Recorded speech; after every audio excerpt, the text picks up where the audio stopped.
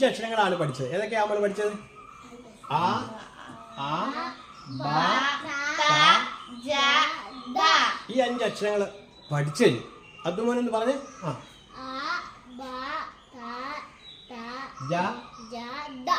പഠിച്ചു.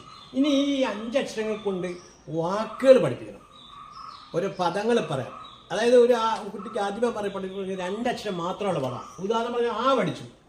ആ പഠിച്ചപ്പം ആ ബ, ഈ 2 അക്ഷരങ്ങൾ ചേർത്തു, ആ ബ. ഇനി ഇച്ചിരി മുതിർന്ന കുട്ടികളാണെങ്കിൽ ആ ബ ദ ഇവിടെ പറയാം, അബദ. രണ്ടാമത് ബ പഠിച്ചു. അപ്പൊ എന്ത് ചെയ്തു? അബ പറയുന്നതോടൊപ്പം തന്നെ ആ ബ ത ഇവിടെ ചേർക്കാം, ആ ബത്ത. മൂന്നാമത് ത പഠിച്ചു. അപ്പൊ എന്ത് ചെയ്യാ? അത്ത എന്ന് പറയാം. അപ്പൊ എന്താ ചെയ്യാ? ആ ത ബ, അത്തബ എന്ന് പറയും. ഇനി അടുത്ത് ജ പഠിച്ചു.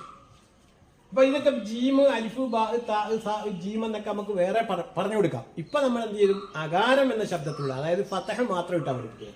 അപ്പൊ ജ പഠിച്ചു. അപ്പൊ ഇതെന്തായി? അജ എന്ന് വായിക്കാം. എന്നിട്ടോ അജബ എന്ന് വായിക്കാം. ഇനി ഒരു അക്ഷരം കൂടി എഴുതാനുണ്ട്, പക്ഷെ ബോർഡ് ചെറുതായതുകൊണ്ട് എഴുതുന്നതേ ഉള്ളൂ. അപ്പൊ ദ ആണ്. ദ എന്താക്കാം? ദ ഇവിടെ എഴുതിയിട്ട് അതാന്ന് വായിപ്പിക്കാം, അദബാന്ന് പറയിപ്പിക്കാം, കുട്ടികളെ കൊണ്ട് പറയിപ്പിക്കാം. അങ്ങനെ എന്ത് ചെയ്യാം? ചെറിയ വാക്കിലൂടെ നമുക്ക് എന്താക്കാം? വലിയ പഠനത്തേക്ക് നമുക്ക് കടത്തി കൊണ്ടുപോകാൻ പറ്റും. അല്ലാഹു തആല നമ്മുടെ ക്ലാസ്സുകളൊക്കെ സ്വീകരിക്കും. 5 അക്ഷരങ്ങളാണ് പഠിച്ചത്. ഏതൊക്കെയാണ് നമ്മൾ പഠിച്ചത്? ആ, ആ, ബ, ത, ഈ 5 അക്ഷരങ്ങൾ പഠിച്ചു. അതുപോലെ എന്ന് പറഞ്ഞ്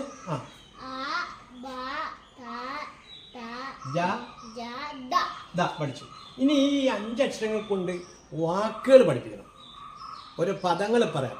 അതായത് ഒരു കുട്ടിക്ക് ആദ്യമേ പഠിപ്പിക്കുന്ന 2 അക്ഷരം മാത്രമാണ് പറയാം. ഉദാഹരണം പറഞ്ഞാൽ ആ പഠിച്ചു. ആ പഠിച്ചപ്പം ആ ബ, ഈ 2 അക്ഷരങ്ങൾ ചേർത്തു, ആ ബ. ഇനി ഇച്ചിരി മുതിർന്ന കുട്ടികളാണെങ്കിൽ ആ ബ ദ ഇവിടെ പറയാം, അബദ. രണ്ടാമത് ബ പഠിച്ചു. അപ്പൊ എന്ത് ചെയ്തു?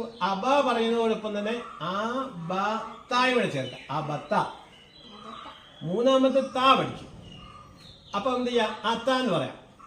അപ്പൊ എന്താ ചെയ്യാ? ആ ത ബ, അത്തബ എന്ന് പറയും. ഇനി അടുത്ത് ജ പഠിച്ചു. അപ്പൊ ഇതൊക്കെ ജീമ്, അലിഫ്, ബ, ത, സ, ജീം എന്നൊക്കെ നമുക്ക് വേറെ പറഞ്ഞു കൊടുക്കാം. ഇപ്പൊ നമ്മൾ എന്ത് ചെയ്തു? അകാരം എന്ന ശബ്ദത്തിലുള്ള, അതായത് ഫതഹ മാത്രം ഇട്ടാ പഠിപ്പിക്കുക. അപ്പൊ ജ പഠിച്ചു. അപ്പൊ ഇതെന്തായി? അജ എന്ന് വായിക്കാം. എന്നിട്ടോ അജബ എന്ന് വായിക്കാം. ഇനി ഒരു അക്ഷരം കൂടി എഴുതാനുണ്ട്, പക്ഷെ ബോർഡ് ചെറുതായതുകൊണ്ട് എഴുതുന്നതേ ഉള്ളൂ. അപ്പൊ ദ ആണ്. ദ എന്താക്കാം? ദ ഇവിടെ എഴുതിയിട്ട് അതാന്ന് വായിപ്പിക്കാം, അദബാന്ന് പറയിപ്പിക്കാം, കുട്ടികളെ കൊണ്ട് പറയിപ്പിക്കാം. അങ്ങനെ എന്ത് ചെയ്യാം? ചെറിയ വാക്കിലൂടെ നമുക്ക് എന്താക്കാം? വലിയ പഠനത്തേക്ക് നമുക്ക് കടത്തി കൊണ്ടുപോകാൻ പറ്റും. അല്ലാഹു തആല നമ്മുടെ ക്ലാസ്